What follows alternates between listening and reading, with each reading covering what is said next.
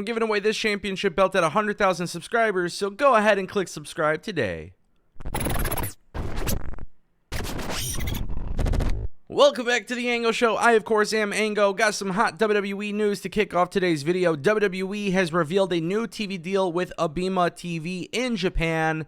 And this is actually very exciting stuff because we're always talking about laying down the digital footprint, right? You got to lay it down there. You want to expand more performance centers. You want to do more pay-per-views. You want to grow your presence outside of America. The best way to get started on that thing is by having a solid TV deal. Now, I don't live in Japan, so I can't sit here and tell you that Abema TV is going to be the savior of WWE.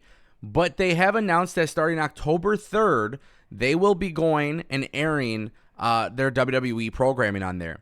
So WWE Raw will air on Abema TV in Japan starting on October 3rd. The plan is for WWE Raw to air on Tuesday nights at 8 p.m., while WWE SmackDown will air at 8 p.m. on Saturdays. Also, the shows are completely free of charge. For those who don't know how Abema TV works, it is a free experience, but with ads, basically. So it's a streaming service in Japan. You get a whole bunch of ads, you get TV, and that's pretty much all you need to know. WWE will be doing this, so it's completely free of charge, meaning as many people who want access to it can get access to it.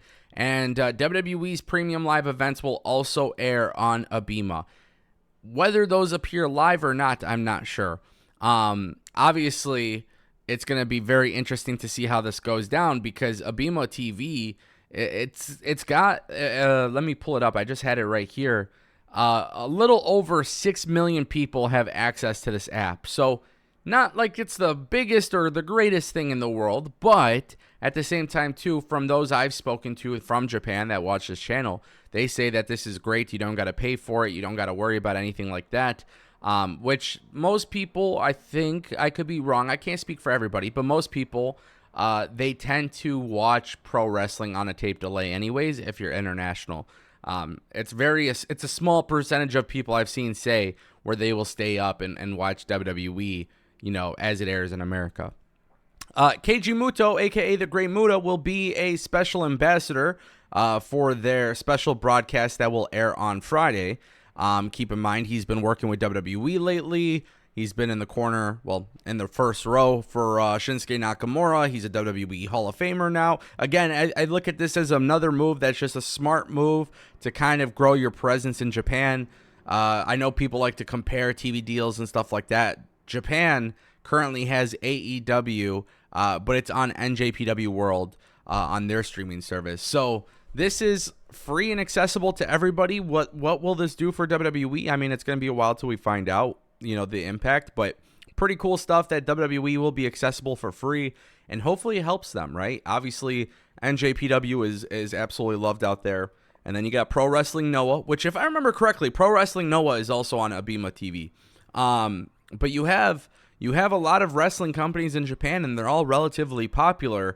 WWE is popular, and it's not to say that they're not popular in Japan, but of course, they can do better. They can grow, and when there's more room for growth, that's usually a good thing. Guys, WWE Edge contract update. This is probably the last time I'm ever talking about it until he shows up somewhere. The belief is that Edge will be at WrestleDream. Now, there's a lot of speculation that has led us to this point, and obviously that's because WWE internally believes that Edge is gone from the company. We talked about it the other day. Boozer Wrestling expects Edge to go to AEW, as WWE pretty much at this point, they're not going to pay him what he's looking for. Now, Dave Meltzer did confirm that Edge's WWE deal does expire on Saturday. There is a lot of possibilities here, but the overwhelming consensus online is that Edge is showing up at WrestleDream. I love Edge. I hope whatever he does works out for him. One of my favorites of all time. He's the first wrestler I've ever met in my life. First autograph, too, when I was a kid. But also, just in general, I'm curious what all of this has to do with the new era of AEW. Tony Khan's words, not mine. I like Edge a lot. I don't think a new signing definitely represents a new era for the company, especially when it's a legend like Edge. I feel like that would be a major tease that a lot of people would be underwhelmed by. Because it's, if you're selling the company, buying a company, streaming deal, TV deal, closing ROH, stuff like that, I think those types of things signify a new era. Signing a veteran like Edge, I don't know if that necessarily means it's a new era. And I say that respectfully.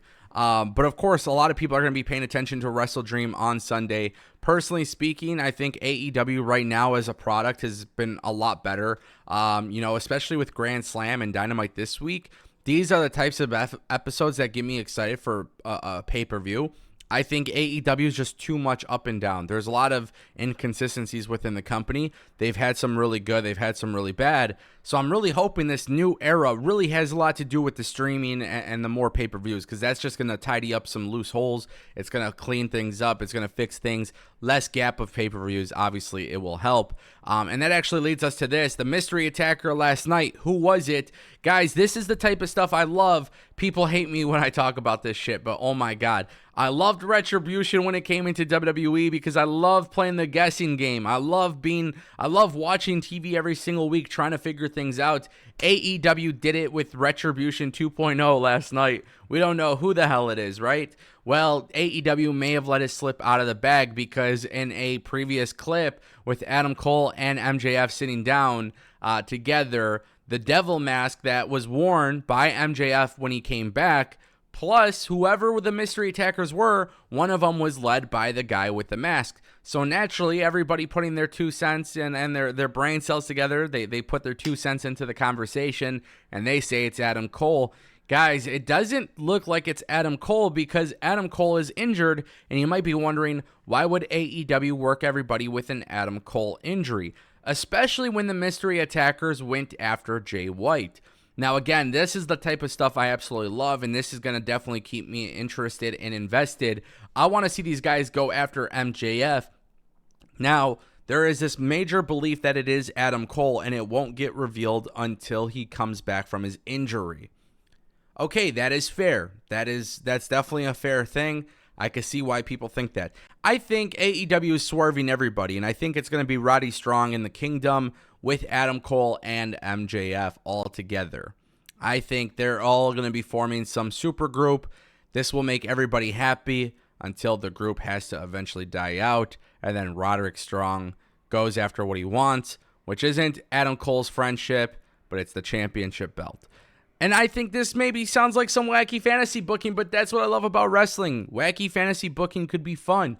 But listen, if I was AEW, and I know, look, it sure looks like it's Adam Cole with that mask and what they've been teased, and a lot of people didn't even realize it.